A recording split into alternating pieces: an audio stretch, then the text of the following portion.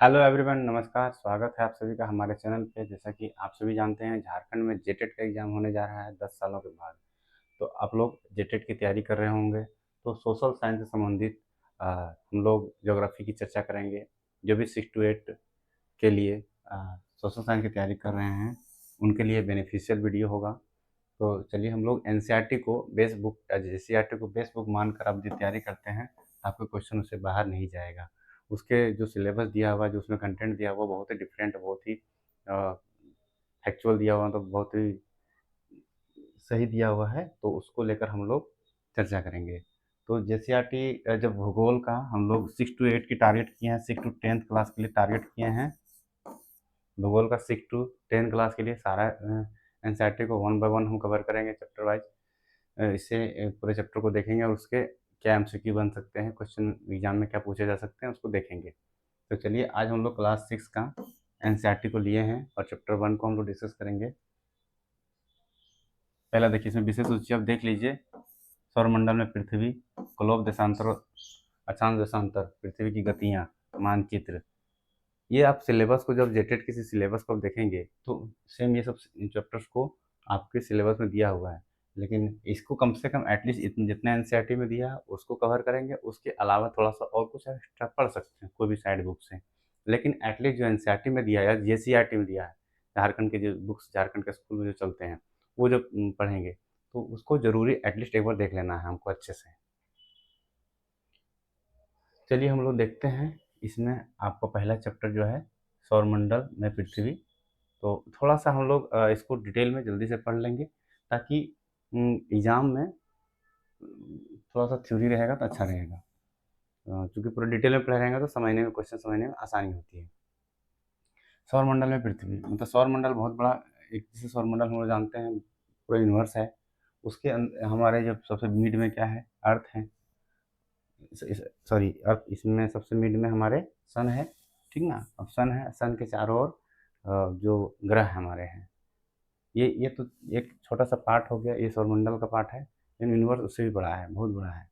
तो हम लोग एक इतने कल्पना करते हैं कि हमारा सौरमंडल इतना बड़ा है।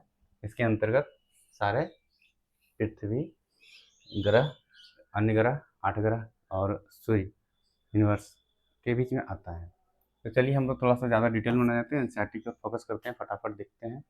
सूर्यास्त के बाद आकाश में देखना कितना अच्छा लगता है। अ, आसमान में पहले एक या दो चमकने बिंदु ही दिखते हैं। मतलब देखिए, अगर रात में वो देखते हैं तो थोड़ा सा बिंदी बिंदी दिखता है, क्योंकि चंद्रमा इतना दूर में है, ग्रह इतना दूर में है कि हम लोग छोटे छोटे लिखते हैं। लेकिन बाद में इसकी संख्या बढ़ती जाती है। आप इसकी गणना नहीं कर सकते हैं। संपूर्ण आकाश छोटे छोटे चमकदार वस्तुओं से भरा भरा भर जाता है, जिसमें से कुछ चमकीले होते हैं और कुछ धुंधले होते हैं।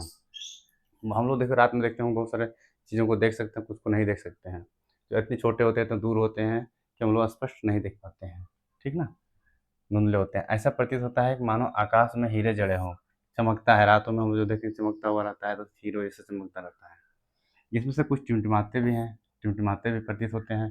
लेकिन अगर आप उसमें ध्यान से देखेंगे तो पाएंगे कि उसमें से कुछ ही टिमटिमाते हैं, अन्य अन्य के अलग हैं। कुछ टिमटिमाते हैं, कुछ नहीं टिमटिमाते हैं।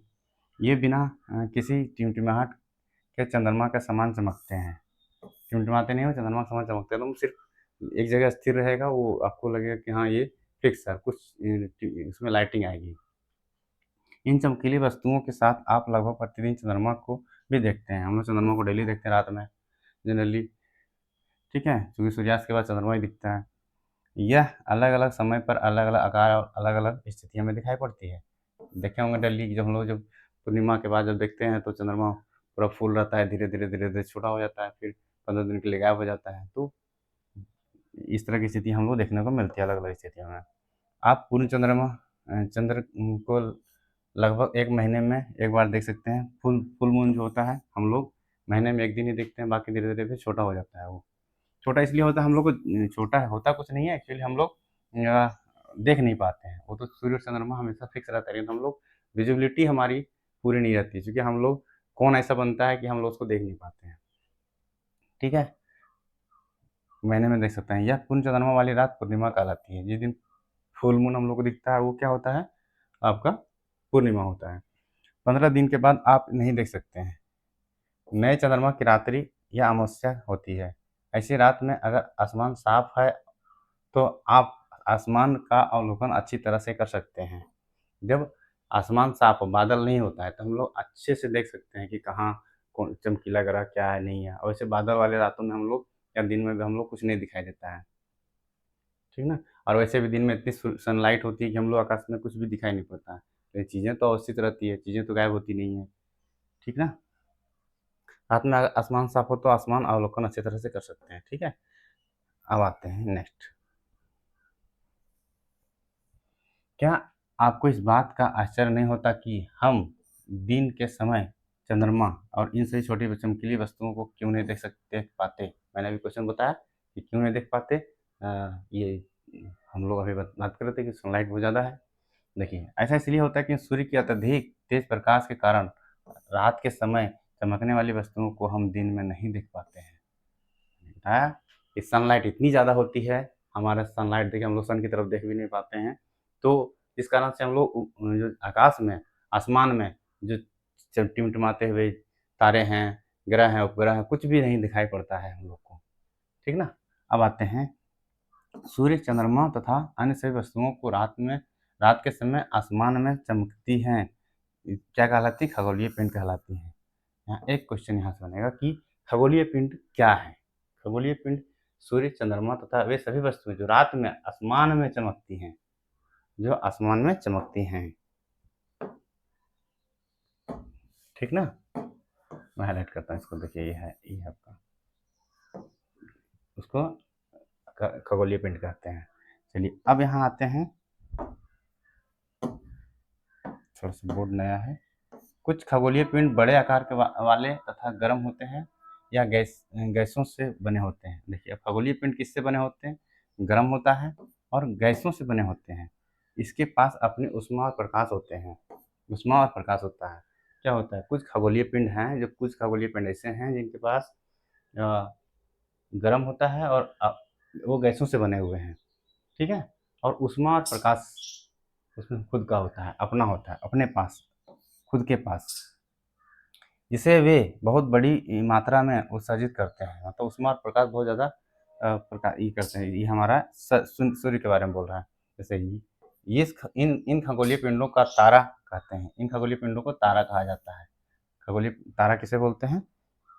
जिनके पास खुद का प्रकाश है, ऊष्मा उत्सर्जित करता है, ठीक है? उन्हें तारा कहते हैं। सूर्य भी एक तारा है। यही बात बताना चाह रहा था कि सूर्य देखिए जिसके पास वह कुछ खगोलीय पिंड जो बहुत बड़े आकार का है, सन बहुत बड़ा है, लेकिन हम इतने दूर हैं कि हम लोग उनको देख नहीं पाते हैं, ठीक ना? तो आकार में बहुत बड़े आकार है, गर्म है, बहुत ज़्यादा हीट है, क्योंकि हम लोग अर्थ और सूर्य के बीच में इतना डिस्टेंस होने के बाद भी हम लोग इतना हीट को महसूस करते हैं, तो क्या सन के पास कितना हीट होगा, आप अनुमान लगा सकते हैं, ठीक है? ये गैसों से बने हुए हैं, सब लोग जानता है कि वो गैस से बना हुआ है, हीलियम, हाइड्रोजन की बहुत सारी गैसों से बना हुआ है वो।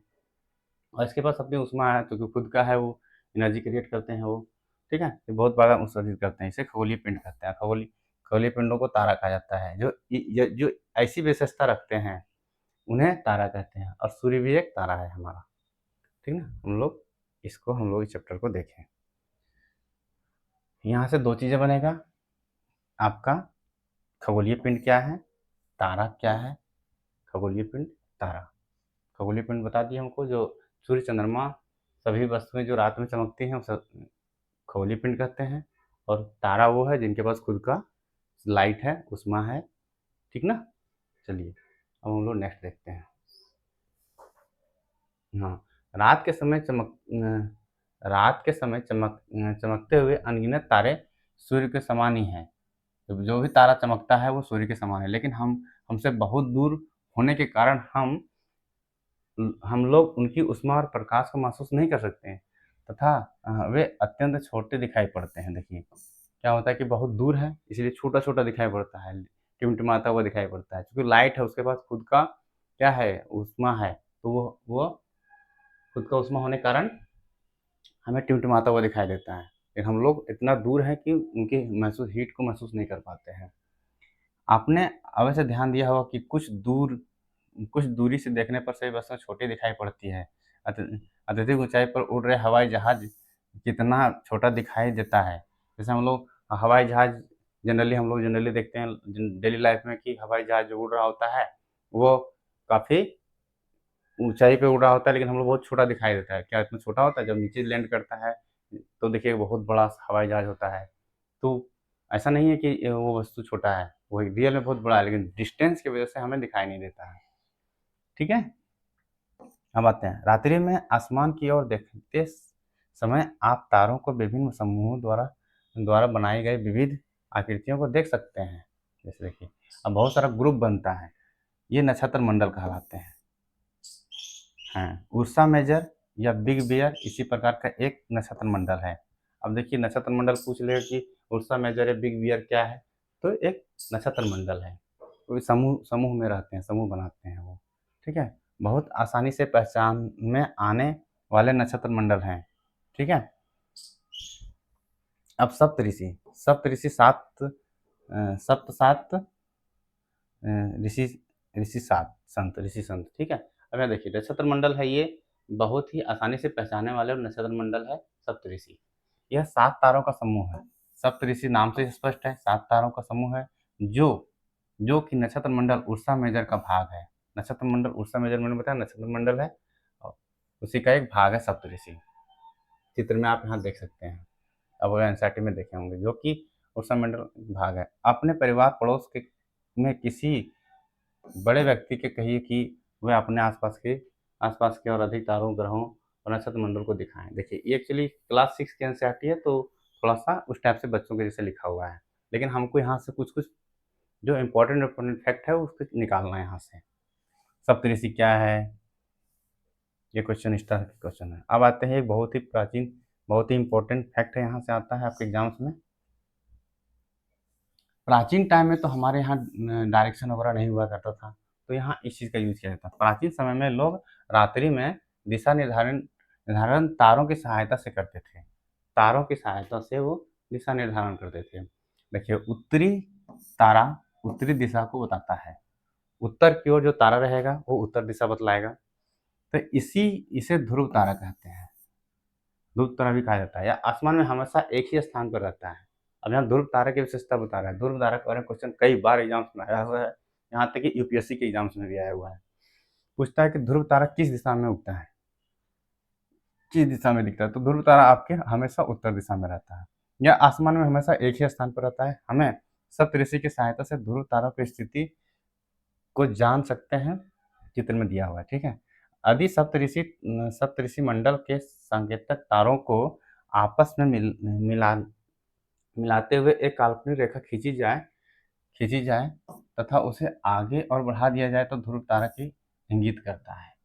ठीक ना? ये अब कह रहा है कि सप्तऋषि तारा मंडल को संकेतकों को एक साथ मिला दें और काल्पनिक रेखा खींची जाए तो ध्रुव तारा की ओर इंगित करता है, मतलब हम लोग उत्तर दिशा की ओर इंगित करता है। ध्यान रखेंगे कि हम लोग नॉर्थ डायरेक्शन को इंडिकेट करता है। नॉर्थ डायरेक्शन को, कौन सा डायरेक्शन यहाँ पूछता है? North direction. ध्रुव तारा कौन सा दिशा? नॉर्थ। ये क्वेश्चन यहाँ से क्वेश्चन बनता है, ध्यान रखिएगा। चलिए अब आते हैं हम लोग, कुछ खगोलीय पिंड में अपना प्रकाश और ऊष्मा नहीं होते हैं। अब आइए अब यहाँ खगोलीय पिंड हम लोग देखा कि बहुत सारे खगोलीय पिंड हैं जिनका अपना ऊष्मा प्रकाश है। ठीक ना?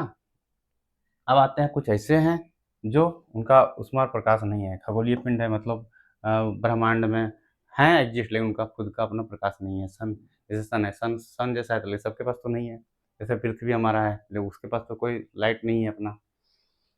देखिए ये अपना प्रकाश और ऊष्मा नहीं है इनके पास। वे तारों के प्रकाश से प्रकाशित होते हैं। इसे ऐसे पिंड ग्रह कहलाते हैं। ठीक ना? अब यह ग्रह जिसे अंग्रेजी में प्लेनेट कहते हैं, यानी हम लोग प्लेनेट जानते हैं, इंडिया अर्थ एक प्लेनेट है। ग्रीक भाषा के, अब यहाँ पूछता है कि जो है प्लेनेट जो है किस भाषा से बना हुआ है? ग्रीक भाषा का शब्द है प्लेनेटाई। ठीक है? प्लेनेटाई से बना है। प्लेनेट से ही प्लेनेट आई ए आई लगा दिया, प्लेनेटाई सबसे बना है। ये ध्यान रखना कि किस भाषा का शब्द है। ग्रीक भाषा का शब्द है प्लेनेटाई से बना है। ठीक है? इसका अर्थ होता है परिभ्रमक या चारों ओर घूमने वाला। जैसे हमारा अर्थ है चारों ओर घूमता है। ठीक है? अब यहाँ आते हैं पृथ्वी के बारे में। पृथ्वी जिस पर हम रहते हैं, हम लोग पृथ्वी पर रहते हैं, यह एक ग्रह है। यह अपना संपूर्ण प्रकाश और ऊष्मा सूर्य से प्राप्त करता है। यह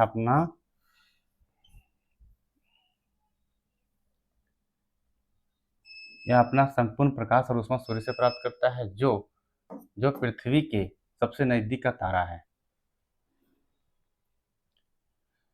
पृथ्वी को बहुत बहुत अधिक दूर से, जैसे चंद्रमा से देखने पर यह चंद्रमा की तरह चमकीली हुई प्रतीत होता है। यहाँ समझे कुछ? देखिए यहाँ क्या कह रहा है, इस पैराग्राफ में बहुत ही इंपॉर्टेंट बात हुआ। पहला तो प्लेनेट के बारे में बताया, प्लेनेट क्या होता है। देखिए एनसीईआरटी में 4 लाइन में बहुत कुछ कह देता है, थोड़ा समझना मुश्किल होता है, तो यहाँ थोड़ा सा अच्छे से समझिएगा। कुछ खगोलीय पिंड जिसका अपना प्रकाश नहीं होता, ठीक बात, एक बात बोला। अब वे बोला कि वे तारों का प्रकाश से प्रकाशित होता, तारों के प्रकाश से। सन एक तारा है, सूर्य एक स्टार है। सूर्य एक तारा है, तो सूर्य के लाइट से हमारा अर्थ पे लाइट आता है, ठीक ना, प्रकाशित होता है। एक बात यहाँ बोल दिया गया। तो प्रकाशित कैसे होता है, तारा कैसे प्रकाशित होता है? ये आपका खगोलीय पिंड जिनके पास उष्मा प्रकाश नहीं है, वो तारों के प्रकाश से प्रकाशित होते हैं, ठीक। अब यहाँ आते हैं नेक्स्ट। ऐसे ऐसे पिंड ग्रह कहलाते हैं। वो जैसे अर्थ हो गया, और भी हमारे 8 ग्रह हैं। यह अंग्रेजी के प्लेनेट से बना है, और प्लेनेटाई ग्रीक शब्द का भाषा है, ठीक है। अब यहाँ एक चीज़ और देखिएगा, बना है, इसका अर्थ होता है परिभ्रमक। अब प्लेनेट का शब्द पूछ लेगा तो चारों तरफ घूमने वाला। अब देखिए चारों तरफ हमारा पृथ्वी घूमता है, इसे प्लेनेट कहते हैं। जिस पर हम रहते हैं, यह एक ग्रह है, हमारा पृथ्वी ग्रह है। अपना संपूर्ण प्रकाश उष्मा सूर्य पर प्राप्त करता है। अब यहाँ से हमारा जो सन है, हमारा जो अर्थ है, सूर्य से उष्मा और प्रकाश प्राप्त करता है, ठीक है। और अब यहाँ देखिए सूर्य के बारे में, जो पृथ्वी के सबसे नजदीकी तारा है। अब यहाँ पूछेगा पृथ्वी के सबसे नजदीकी तारा कौन है? पृथ्वी के सबसे नजदीकी तारा आपका क्या है? सूर्य है। यहाँ से क्वेश्चन बनता है, जो शब्द लगा दिया सूर्य के लिए लगाया। पृथ्वी को सबसे अधिक दूर से, जैसे चंद्रमा से देखने पर यह चंद्रमा की तरह चमकती हुई प्रतीत होती है, ठीक ना। तो ये आपको अब यहाँ से बहुत अच्छा क्वेश्चन पूछ लेता है कि सूर्य पृथ्वी सूर्य क्या है, पृथ्वी के सबसे नज़दीकी तारा क्या है, सबसे नज़दीकी तारा।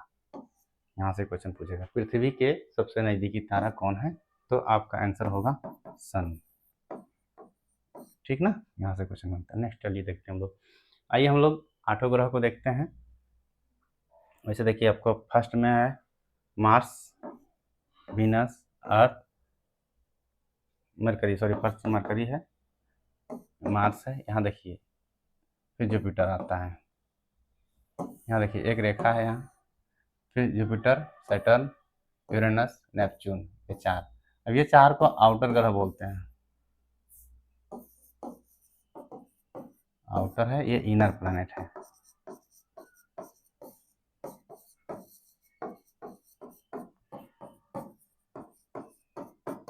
ठीक ना। ये 4 आप इनर ग्रह और आउटर ग्रह को ध्यान रखेंगे।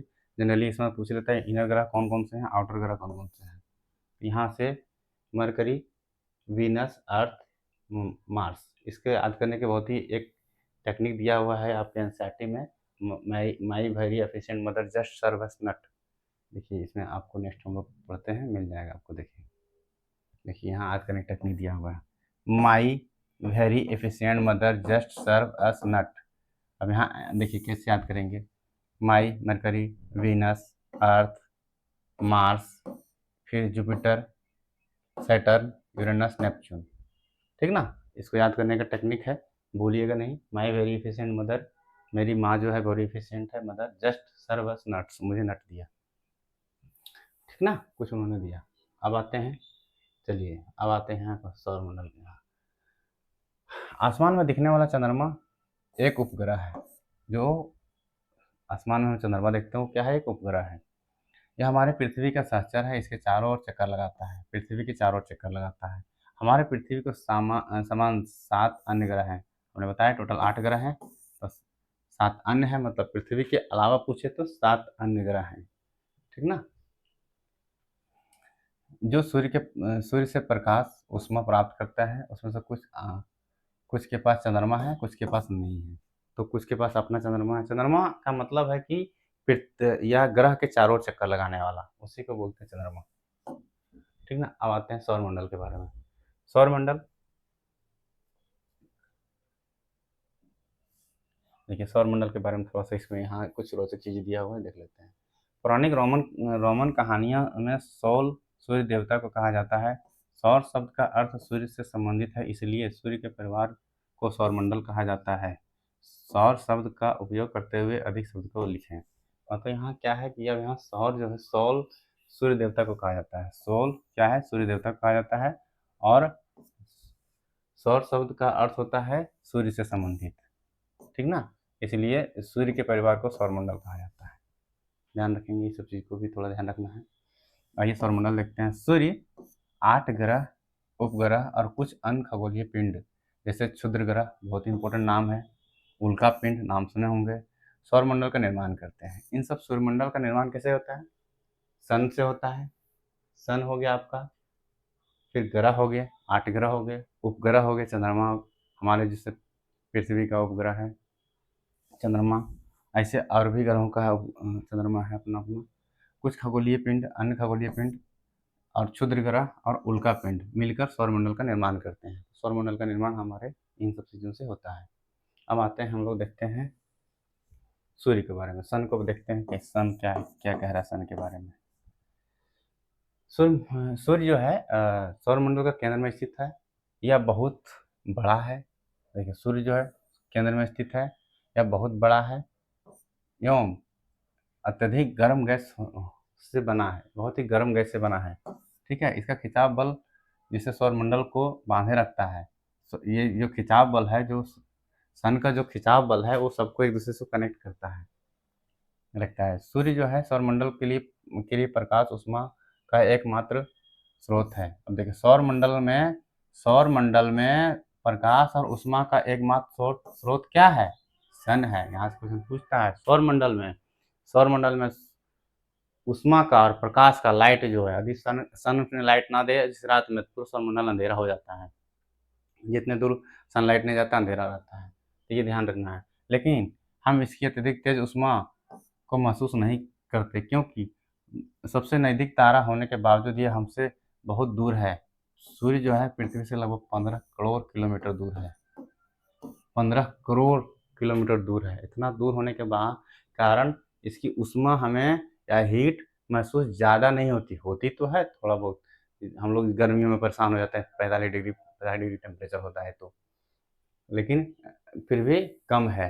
यदि सनलाइट के जितना सन का जो एनर्जी है उतना नहीं है, उतना हमारे पृथ्वी तक नहीं पहुंच पाता है।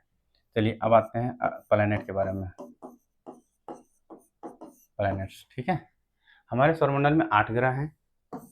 सूर्य से दूरी की ओर वे, देखिए आप सूर्य से दूरी की ओर हम लोग बता चुके हैं आपको। बुध है, शुक्र है, पृथ्वी है, मंगल है, ये 4 ग्रह अंदर के हैं। ऐसे ध्यान रखिएगा, 4 ग्रह अंदर, फिर 4 जब पढ़ना शुरू करें तो पृथ्वी, सन, शनि, यूरेनस, नेपच्यून। ठीक है, इसको हम लोग ऐसे याद करते हैं, 4 इनर 4 आउटर, और सीरीज में याद करते हैं जैसे सूर्य से दूरी के अकॉर्डिंग है। यदि आकार में बोले तो दूसरा सीरीज बनेगा। सबसे बड़ा पृथ्वी है, मेरा बृहस्पति है, सॉरी। आते हैं अब हम लोग एक एक करके थोड़ा सा सौरमंडल के ग्रहों के बारे में देखते हैं। सौरमंडल के सभी 8 ग्रह को निश्चित पथ पर सूर्य के चक्कर लगाते हैं। देखिए अब ये मान लीजिए अर्थ है, सॉरी सन है, इसके चारों ओर एक निश्चित पथ पे चक्कर लगाते हैं, ऐसे ऐसे, ठीक ना। कुछ क्लॉकवाइज घूमते हैं, कुछ एंटी क्लॉकवाइज घूमते हैं, ऐसे ऐसे, फिर ऐसे चारों तरफ घूमते रहते हैं, ठीक ना। वे रास्ते दीर्घ वृत्ताकार हैं, दीर्घ वृत्ताकार है, फैले हुए, जैसे कच्छ कहते हैं, जैसे कच्छ पे घूमते रहता है, अपना एक्सिस पे घूमते रहता है। बुध सूर्य के सबसे नज़दीक है, हमने बताया सबसे नज़दीकी कौन है, बुध है। अपनी कक्षा में सूर्य के चारों ओर एक चक्कर लगाने में इसे केवल 88 दिन लगते हैं, मात्र 88 दिन में वो सूर्य के चारों ओर लगा देता है। शुक्र को पृथ्वी का जुड़वा ग्रह कहा जाता है। यहाँ से क्वेश्चन पूछता है पृथ्वी का जुड़वा ग्रह कौन है, तो शुक्र है आपका, क्योंकि इसका आकार, क्यों बोला जाता है, आकार और आकृति जो है लगभग पृथ्वी के समान है, उसके लिए जुड़वा बहन भी बोला जाता है, ठीक ना। कई क्वेश्चन से पूछता है भी जुड़वा बहन कौन सा है, ठीक है।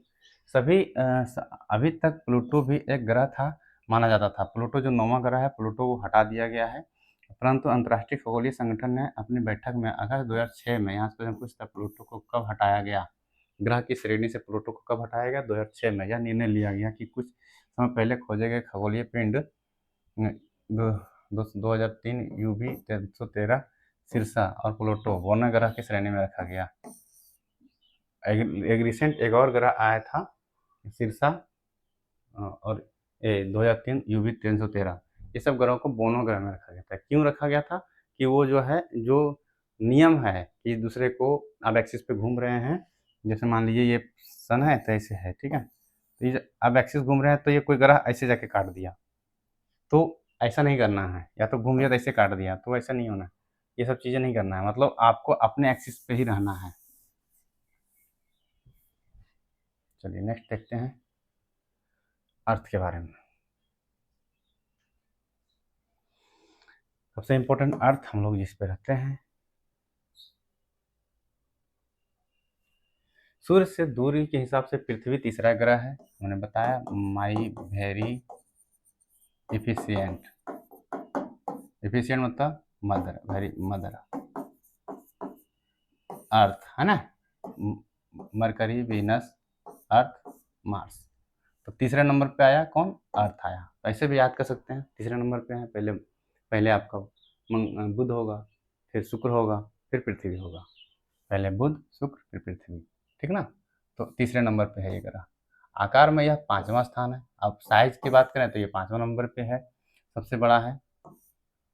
ध्रुवों के पास थोड़ी चपटी है, जैसे मान लीजिए अर्थ बनाते हैं तो ये पॉइंट पे थोड़ा सा चपटा है, ठीक, चपटी है।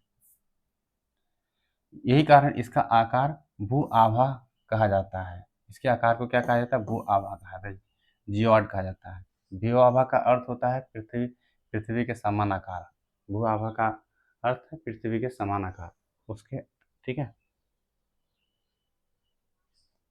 अब आते हैं जीवन, जीवन की अनुकूल परिस्थितियां, संभावनाएं केवल पृथ्वी पर पाई जाती है। पृथ्वी ना तो अधिक गर्म है और ना ही अधिक ठंडी है। पृथ्वी ना तो अधिक ठंडी है ना अधिक गर्म है। यहाँ पानी वायु की उपस्थिति है, पानी है वायु है, हमारे जीवन के लिए आवश्यक है। जो हम लोग बिना पानी और बिना हवा के नहीं रह सकते, और पानी और हवा हमारे अर्थ पे ही उपलब्ध है। वायु वायु के जीवन के लिए अत्यंत आवश्यक है, आवश्यक गैस है। ऑक्सीजन जो है, आप ऑक्सीजन है, कार्बन डाइऑक्साइड है, नाइट्रोजन है, ये सब सारे जो है हमारे जीवन के लिए बहुत ज़रूरी है, जिससे ऑक्सीजन मौजूद है। इन्हीं कारणों से पृथ्वी सौरमंडल का सबसे अद्भुत ग्रह है। क्यों? क्योंकि यहाँ गैस है, ऑक्सीजन मौजूद है। ऑक्सीजन सब जगह अवेलेबल नहीं है, ये बहुत इंपॉर्टेंट है। ऑक्सीजन की वजह से यहाँ है, बाकी जगह ऑक्सीजन नहीं है। आंतरिक से देखने में पृथ्वी नीले रंग का दिखाई पड़ता है, क्योंकि इसकी 2/3 2/3 जो सतह जो है, 3 भाग में 2 भाग, मतलब लगभग, जैसे ये सब पूरा आपका 3 भाग आपका पानी से ढका हुआ है, ठीक ना।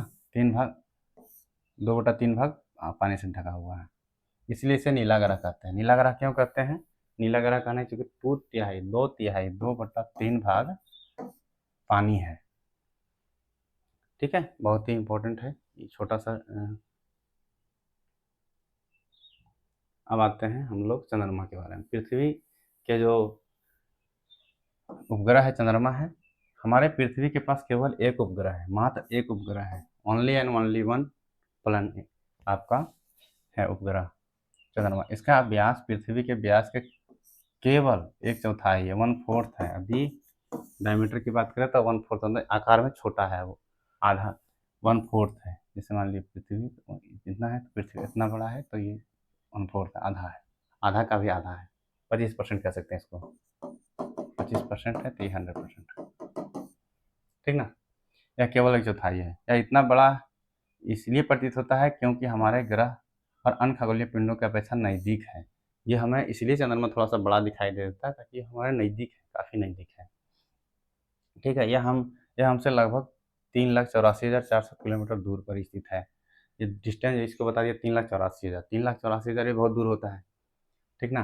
अब अब आप पृथ्वी से सूर्य और चंद्रमा की दूरियों की तुलना कर सकते हैं। देख सकते हैं कि हमारा पृथ्वी सन की दूरी और पृथ्वी की चंद्रमा की दूरी कितना है। ठीक ना, अभी हम लोगों ने दोनों बता चुके हैं। आइए उपग्रह के बारे में थोड़ा सा देखते हैं। उपग्रह क्या है? उपग्रह एक खगोलीय पिंड है जो ग्रह के चारों ओर उसी प्रकार चक्कर लगाता है जिस प्रकार ग्रह जो है, ग्रह क्या है, सूर्य के चारों ओर चक्कर लगाता है। ठीक है ना। अब देखिए उपग्रह क्या करता है। जैसे मान लीजिए हम यहाँ आपका सन है, ये यहाँ इस आपको रिकवर करता है, लेकिन अब यहाँ मान लीजिए हमारा पृथ्वी है तीसरे नंबर पे। ये पृथ्वी है, अर्थ है, अर्थ है, ये अर्थ है, यहाँ अर्थ है, अर्थ है, इसके चारों ओर चक्कर लगाएगा। कौन? मून लगाएगा। समझ रहे हैं चीज़ों को मैं क्या कर रहा हूँ? मतलब कि जो उपग्रह जो है अर्थ का चंद्र प्लेनेट का चक्कर लगाता है। अब वैसे बोले एग्जाम्पल भारत पृथ्वी के लिए, तो पृथ्वी का चक्कर चंद्रमा लगाता है। हम नेक्स्ट देखते हैं। हाँ, यहाँ से क्वेश्चन पूछता भी है। चंद्रमा पृथ्वी का एक चक्कर 27 दिन में पूरा करता है। कितना दिन में? 27 दिन में। लगभग इतने ही समय में वह अपने अक्ष पर एक चक्कर भी पूरा कर लेता है। अब देखिए क्या होता है, क्वेश्चन पूछता है अपने अक्ष पे, जैसे यहाँ अर्थ है, ये चारों ओर, इसके चारों ओर 27 दिन में लगाता है, और खुद के अक्ष पे, अपने ही अक्ष पे जो रोटेट करता है, तो अब ग्लोब रहता है हमें दिखा, इसे अपने आप रोटेट करता है। ठीक ना। चंद्रमा की परिस्थितियां जीवन के लिए अनुकूल नहीं है। चंद्रमा पे जीवन संभव नहीं है। इनकी सतह पर पर्वत, मैदान, गड्ढे हैं जो चंद्रमा की सतह पर छाए बनाते हैं। देखिएगा हम लोग जनरली कई बार देखते हैं तो फोटो थोड़ा सा अजीब आता है, क्योंकि इसलिए आता है कि वो गड्ढा है, वहाँ मैदान है, पर्वत है, तो वो सीन कुछ कुछ दिखता है। पूर्णिमा के दिन चंद्रमा उसकी छाया को दिखाई दिखाई देखा जा सकता है। उसकी छाया को हम लोग देखते भी हैं। उसका जो बिम्ब है हम लोग को दिखाई पड़ता है, समझ में आता है कि वहाँ पर्वत है, मैदान है, पहाड़ है। ठीक है, ये चंद्रमा की बात हो गया। अब आते हैं क्षुद्रग्रह। क्षुद्रग्रह के बाद थोड़ा थोड़ा देख लेते हैं। तारों, ग्रह, उपग्रहों के अतिरिक्त असंख्य छोटे पिंड हैं जो सूर्य की ओर चक्कर लगाते हैं, सूर्य के चारों ओर चक्कर लगाते हैं, लेकिन उनको एक सीक्वेंस में नहीं लगाते हैं। इस कारण से हम लोग को ग्रह में नहीं रखा गया। उनका कोई नियम नहीं है, इधर से भी घूमते रहते हैं, कभी इधर क्रॉस कर जाएंगे, कभी इधर क्रॉस कर जाएंगे। इन पिंडों को क्षुद्रग्रह कहा जाता है। यह मंगल और बृहस्पति की कक्षा के बीच पाए जाते हैं। मैंने बताया कि ये इनर और आउटर के बीच में ही क्षुद्रग्रह ही पाए जाते हैं।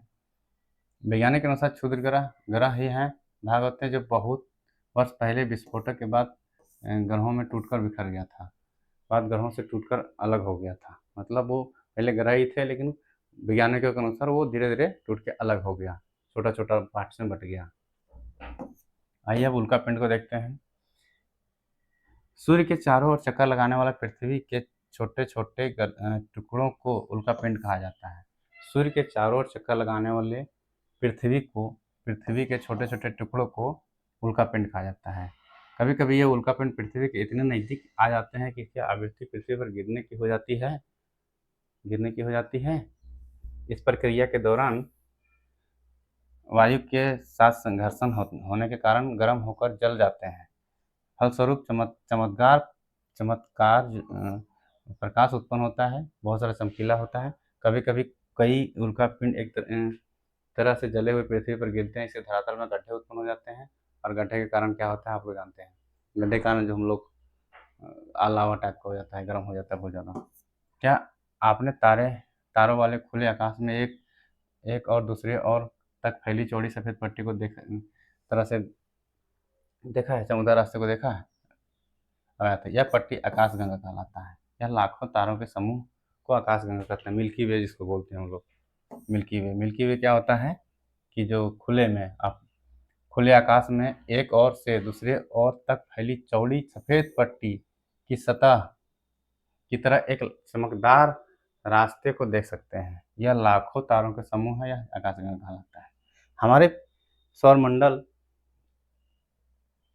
इस आकाशगंगा का एक भाग है। हम लोग मिल्की वे का एक भाग है। सौरमंडल बहुत छोटा है, मिल्की वे बहुत बड़ा है।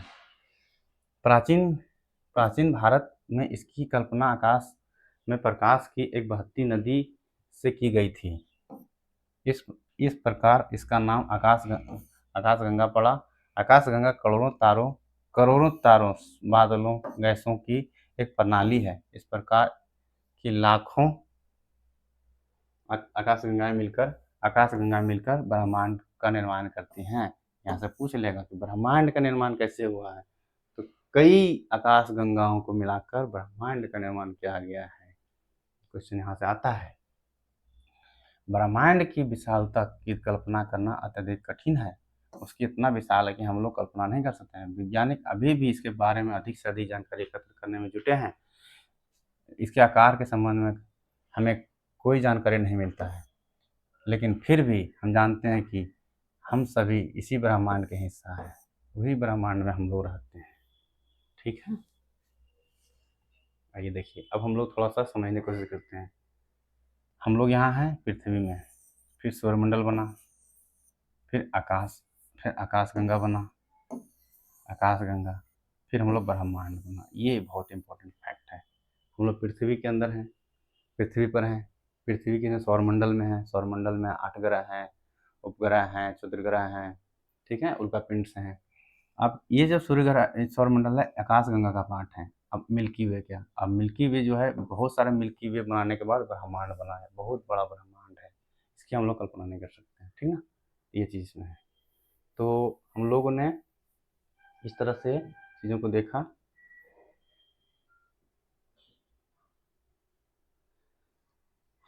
हाँ, क्वेश्चन आंसर इसमें आ जाता है। चलिए एक और फैक्ट इसमें मैं बता देता हूँ। देखिए, एक इसमें फैक्ट है, ये मान लीजिए हमारा अर्थ है, सन है। सन के चारों ओर हमारे 8 ग्रह हैं, बुध, शुक्र, पृथ्वी, मंगल, बृहस्पति, शनि, यूरेनस, नेपच्यून। 8 ग्रह हैं।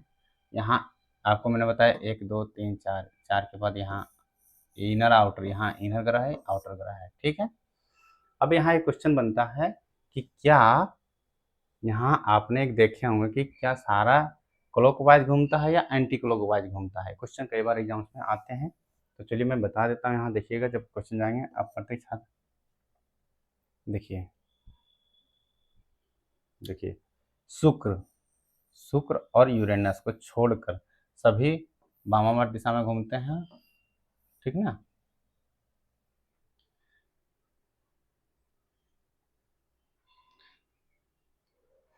अपनी कक्षा में देखिए, एक क्लॉकवाइज घूमते हैं, 2 एंटी क्लॉकवाइज घूमते हैं आपके। ठीक ना, तो यहाँ ध्यान दीजिए, ये क्वेश्चन आते हैं क्लॉकवाइज एंटी क्लॉकवाइज वाला क्वेश्चन। आप लोग के टास्क रहेगा कि कौन। थैंक्स, आपको धन्यवाद, थैंक यू। तो आप लोगों ने क्लास 6 की एनसीईआरटी को देखा, सौरमंडल जिसका चैप्टर था। तो कुछ क्वेश्चन आप लोग इसको देखिएगा, आपके एग्जाम्स में जरूर से आते हैं। यहाँ से एमसीक्यूज वगैरह दिया हुआ है। तो फाइनली हम लोगों ने इस चैप्टर को कंप्लीट किया।